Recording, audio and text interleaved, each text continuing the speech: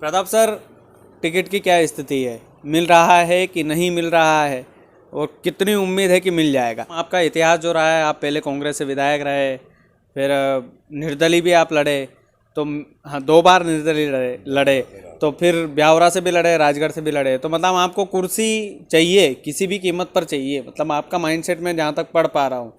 तो राजगढ़ वालों को क्या कहेंगे, मतलब बीजेपी वालों को क्या कहेंगे? आपको किस मुंह से टिकट दे? मान लीजिए अगर सिंधिया जैसी फिर से सिचुएशन होती है तो आप बिक तो नहीं जाएंगे कहीं से? फिर किन किन से बात हुई टिकट के लिए?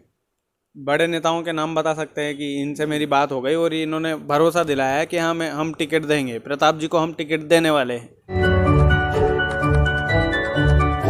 जी नमस्कार राजगढ़ वासियों, मेरा नाम कृष्णपाल राठौर है और आप म्हारो राजगढ़ का यूट्यूब चैनल देख रहे हैं। आज आपके पसंदीदा और बड़े डिमांडिंग नेता आपके बीच में हैं, प्रताप जी मंडलोई, और इनकी काफ़ी डिमांड थी। दरअसल मैं 2-4 दिन से प्रताप सर आपका देख रहा था, कमेंट में लोग मुझे भी गालियां दे रहे थे कि यार आप प्रताप जी का इंटरव्यू क्यों नहीं लेते हो, क्या वो दावेदार नहीं है क्या? तो ये तमाम सारी चीज़ें जो है चल रही थी। आपका सबसे पहले हमारे इस प्लेटफॉर्म पर स्वागत है। राजगढ़ की जनता आपको सुन रही है और कुछ चीज़ें, कुछ सवाल आपसे पूछेंगे जो जनता के मन के सवाल होंगे। और सबसे पहले स्वागत है सर आपका। Thank you. Pratap sir, ticket की क्या स्थिति है? मिल रहा है कि नहीं मिल रहा है, और कितनी उम्मीद है कि मिल जाएगा?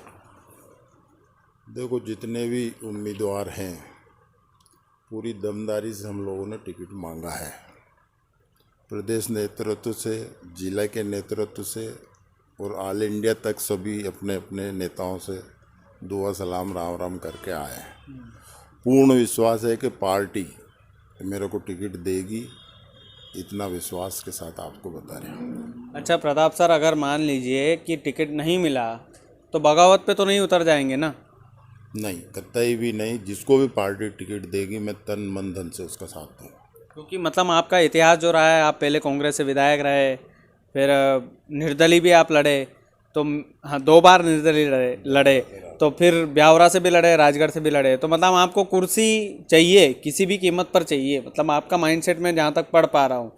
तो राजगढ़ वालों को क्या कहेंगे, मतलब बीजेपी वालों को क्या कहेंगे? आपको किस मुंह से टिकट दे? मान लीजिए अगर सिंधिया जैसी फिर से सिचुएशन होती है तो आप बिक तो नहीं जाएंगे कहीं से? फिर अब ये तो जब तक चेयर पे नहीं बैठेंगे वो तो मैं नहीं कह पा रहा हूँ कि बिकेंगे कि नहीं बिकेंगे। जब पार्टी हमारे पे विश्वास करेगी तो हम पार्टी के साथ हमेशा रहेंगे।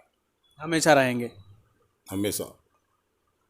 मतलब अभी मान लीजिए टिकट नहीं मिला, रोडमल नागर जी को मिल गया, या अन्य जो कैंडिडेट, जो अमर सिंह यादव हुए, हरिचरण तिवारी जी हुए, आप हुए, आप टॉप 4 की लिस्ट में ही हैं अब भी, तो बगावत पे तो नहीं उतर जाएंगे ना? कहने का मतलब है बगावत तो नहीं करेंगे, ये वादा कर रहे हैं आप ऑन कैमरा?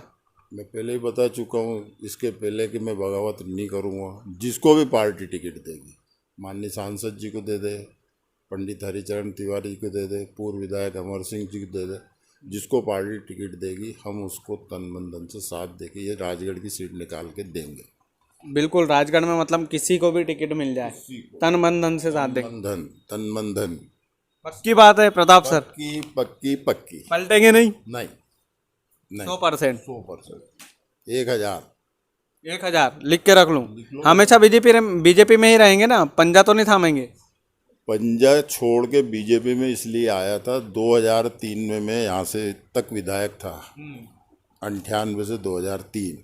उसके बाद में 2018 तक टिकट मांग के परेशान हो गया। तो हमने सोचा यार ये पार्टी अब अपनों को पूछ ही नहीं रही, ना हम बीजेपी में थे, तो क्यों ना अपन 15 साल से जनता में काम करते हैं तो अपना आकलन तो करें। तो हम 18 में निर्दलीय चुनाव लड़े। राजगढ़ विधानसभा के जितने भी मतदाता थे उनका मैं आभारी हूँ कि उनने तन मन धन से मेरा साथ देके 35,000 करीब वोट मेरे को दिए थे। निर्दलीय में? मतलब बहुत बड़ी अचीवमेंट होती है सर। निर्दलीय में चुनाव चिन्ह क्या था आपका? चाबी। बताओ, मतलब लोग राजगढ़ जैसे इलाके में यदि आप चाबी पे 34,000 वोट लेके आ गए तो ये बिल्कुल 34-35 जितने भी है, मतलब बड़ी भारी बात होती है सर। सल्यूट है इसके लिए तो आपको। Thank you. और मतलब इसके बिहाफ पे अगर टिकट मिलता है तो जाहिर सी। अच्छा, एक तंवर समाज का बड़ा यहाँ बोलबाला है, तो वो तंवर समाज के अंदर आपकी पहचान है कि नहीं है? बापू सिंह तंवर के वोट काट पाएंगे कि नहीं काट पाएंगे आप? नहीं, ये तो पार्टी पे डिपेंड करता है। जितने तंवर समाज के मतदाता हमारी विधानसभा में है उतने ही मतदाता सोंधिया समाज के हैं। तंवर समाज के 84 पोलिंग है मेरी विधानसभा में, 80 पोलिंग सोंधिया समाज के हैं, कुल 278 पोलिंग है, तो करीब 164 पोलिंग पे तो दोनों जातियों का बाहुल्य है राजगढ़ विधानसभा। तो मतलब किन किन से बात हुई टिकट के लिए? बड़े नेताओं के नाम बता सकते हैं कि इनसे मेरी बात हो गई और इन्होंने भरोसा दिलाया है कि हम टिकट देंगे, प्रताप जी को हम टिकट देने वाले हैं? बड़े नेता कभी भी किसी को भरोसा नहीं देते हैं। जो भी मांगने हम गए, जितने भी लोग गए, अपना बायोडाटा दे दो, जो फीडबैक होगा, जो सर्वे होगा, जो नेता सर्वे में सबसे ऊपर होगा उसकी पूरी मदद करेंगे, उसको टिकट देंगे। उसको टिकट देंगे। मान लीजिए इस बार टिकट नहीं मिला तो अगली बार तक भाजपा में रहेंगे? जब तक जिएंगे भाजपा में रहेंगे। मैंने है ना अंदर की एक बात सुनी थी प्रताप सर की, अगर इस बार टिकट नहीं मिला तो फिर से निर्दलीय लड़ेंगे आप। ये बात तो मैं आज से 2 महीने पहले भी 2-3 पत्रकार साथी मेरे से मिले थे कि भाई साहब अब भी आप चुनाव लड़ेगो क्या है? तो हमने कहा मैं चुनाव नहीं लड़ूंगा, पार्टी जिसको टिकट देगी मैं उसके साथ हूँ। मतलब पक्का नहीं लड़ेंगे प्रताप सर? ये तीसरी बार पूछ रहे हो आप मेरे से। मैं बिल्कुल, मतलब क्योंकि मुझे है ना, मतलब आपका चाणक्य माइंड है देखो।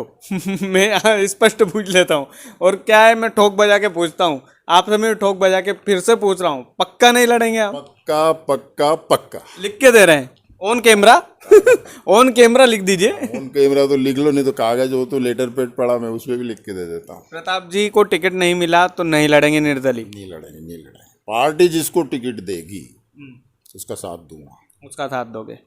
अच्छा, एक बैकग्राउंड, आपका राजनीतिक बैकग्राउंड में जानना चाहता हूँ। कब शुरुआत हुई इस कार्रवाई की? कब आपने राजनीति में आने का सोचा और कब आप चुनाव लड़े? और कैसा, मतलब राजनीतिक कैरियर अभी तक का आपका कैसा था और भविष्य में आप अपने आप को कहाँ पर देखते हैं? मेरा राजनीतिक कैरियर की आपको शुरुआत बता दूं, 79-80 में मैं ब्यावरा कॉलेज का उपाध्यक्ष था। 80-81 में मैं ब्यावरा कॉलेज का अध्यक्ष था। 84 में मैं राजगढ़ जनपद पंचायत अध्यक्ष का चुनाव लड़ा माननीय गुलाब सिंह सुस्तानी के साथ, तो मैं चुनाव हारा। उसके बाद में युवक कांग्रेस NSY में काम करता था। 89 में मेरे को राजा दिग्विजय सिंह साहब ने ब्यावरा विधानसभा से टिकट दिया।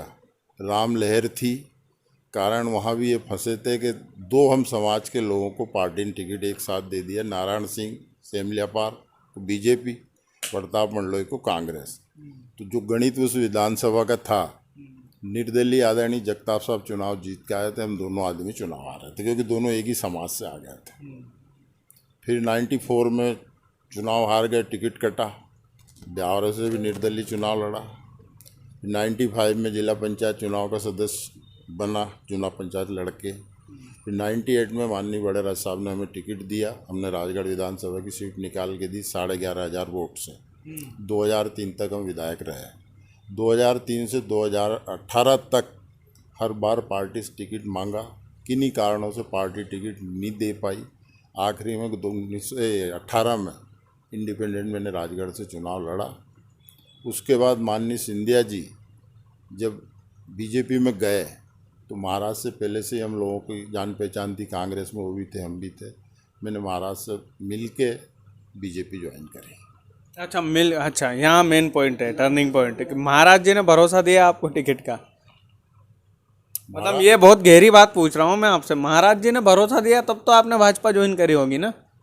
महाराज से मैंने चुनाव लड़ने के बारे में कोई चर्चा नहीं की थी। महाराज का ये कहना था कि अगर सर्वे में आप लोगों के नाम आएंगे तो ही मैं मदद कर पाऊँगा, और सर्वे में नहीं आएंगे तो हम भी क्या करेंगे, पार्टी जो निर्णय लेगी वो मंजूर है। मतलब सिंधिया जी ने आपको प्रॉमिस दिया ही नहीं? नहीं, मैंने लिया ही नहीं प्रॉमिस। मतलब चुनाव के बारे में बातचीत ही नहीं हुई? किसी शर्त से मैं पार्टी ज्वाइन नहीं करी थी मैंने कि साहब मैं आपकी पार्टी में आपके साथ आ रहा हूँ तो आप मेरे को टिकट दोगे, मेरी कोई शर्त नहीं। अच्छा, सिंधिया जी के साथ जो गुफ्तगू हुई हो थोड़ा सा बता सकते हैं दर्शकों को? वो तो अंदर की बात है, थोड़ा सा। नहीं बताऊँगा। बिल्कुल भी नहीं? बिल्कुल भी नहीं। थोड़ा सा मतलब कि ऐसा तो आओ चाय पी लो प्रताप जी, ऐसा तो बोला होगा? हम उनके पास पहले ही दिन मिले। महाराज सरकारी बंगला खाली कर दिया था दिल्ली में, उनका खुद का निजी आवास है आनंद लोक, वहाँ हम लोग मिले। 15 मिनट हमारी चर्चा हुई, पूरे ज़िले की राजनीति के बारे में हुई, महाराज के साथ चाय भी पी, फिर महाराज से राम राम दुआ सलाम करके हम लोग राजगढ़ आ गए। उसके बाद से निरंतर महाराज से मिलते रहते हैं, भोपाल पधारते हैं या ग्वालियर या दिल्ली। फॉर्मल मुलाकात थी? पहली मुलाकात थी, पहली मुलाकात एकदम फॉर्मल और एकदम नॉर्मल? बातचीत करके गया था कि महाराज साहब आपसे मिलना है, हम ये चाहते हैं। तो महाराज साहब ने कहा कि आप दिल्ली आ जाओ, बैठ के बात करते हैं, जो भी बात पार्टी के बारे में कि हम आपके साथ काम करना चाहते हैं। महाराज ने कि स्वागत है, मैं आपके साथ हूँ, जो भी काम होगा आप लोगों के मैं पूरी मदद करूँगा। ये पूरा आश्वस्त महाराज ने किया था कि हम पूरा मतलब कन्विंसिंग पावर उनका तगड़ा है, क्योंकि इतने लोगों को अगर ले गए तो फिर आप भी चले गए उनके साथ। इतने बड़े नेता है तो पावर तो है ही है, राष्ट्रीय नेता है वो, कन्विंसिंग पावर तो उनका है। अच्छा प्रताप जी, एक और मैं सवाल करना चाहता हूँ। ये क्या है कि कांग्रेस वाले जो लोग हैं वो आरोप भी लगाते हैं ज्योतिरादित्य सिंधिया पर कि भाई बिकाऊ आदमी है, बिक गए, पैसों में नोटों ने खरीद लिया। तो कहाँ तक सच्चाई है इस बात में? आप तो करीब से जानते हैं ज्योतिरादित्य सिंधिया को। नहीं, महाराज इतने बड़े आदमी की बात तो कोई मान ही नहीं सकता है। अगर आपको मालूम हो तो हवाला डायरी में बलेट महाराज माधवराव सिंधिया जी का, कमलनाथ जी का नाम आया था, और उस डायरी में सिर्फ MS लिखा हुआ था। उसका अर्थ निकाल लिया कोर्ट ने या माननीय पत्रकारों ने कि ये माधवराव सिंधिया जी है। महाराज ने एक आम सभा में उनके नाम के आगे 80,000 या 1 लाख रुपए लिखा हुआ था। महाराज ने कहा था आम सभा में कि मेरे आगे 1 लाख रुपए लिखे हुए हैं कि महाराज को लिए या दिए, बाकी इस देश की जनता नहीं मान सकती कि माधवराव सिंधिया जैसा आदमी किसी से 1 लाख रुपए लेगा। देश की जनता नहीं मानेगी, आपने भले ही लिख लिया हो। तो वास्तव में हो सकता है सरकारी अधिकारी क्या है कि थोड़े अंधे भी होते हैं, 2-4 जीरो उल्टी सीधी लगा दी हो।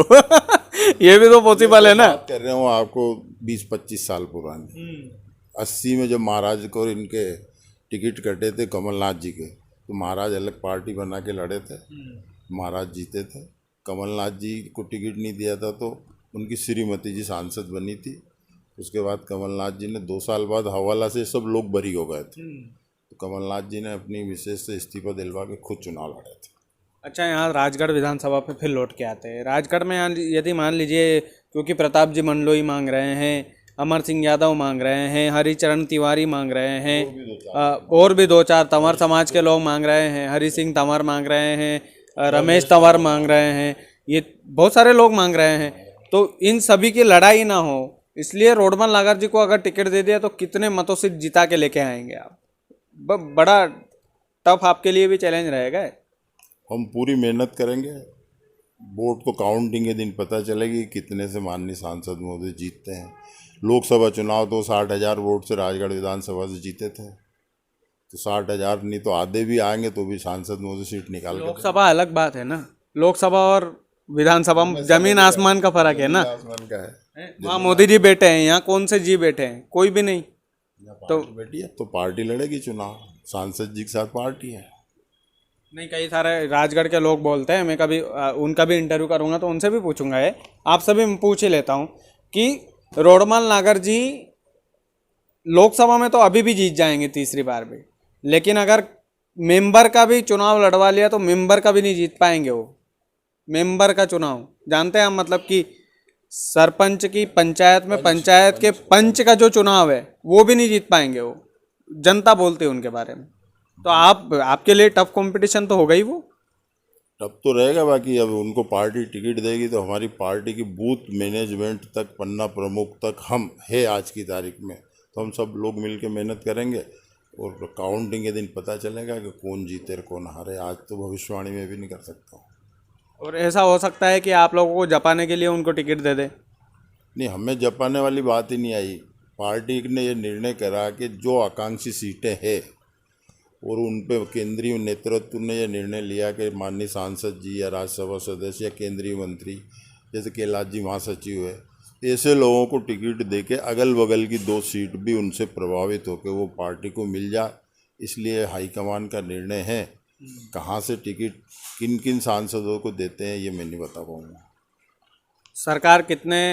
सरकार में कितनी सीटें लेके आ रहे हैं अब की बार, कितनी पार? हमारी तो सरकार बनेगी, सीटें कितनी आ जाए, 116 ज़्यादा आ जाएगी तो भी बनेगी, नहीं तो हमारा टारगेट तो 180 का है। 180 सीट आएगी बीजेपी की, आएगी। आएगी।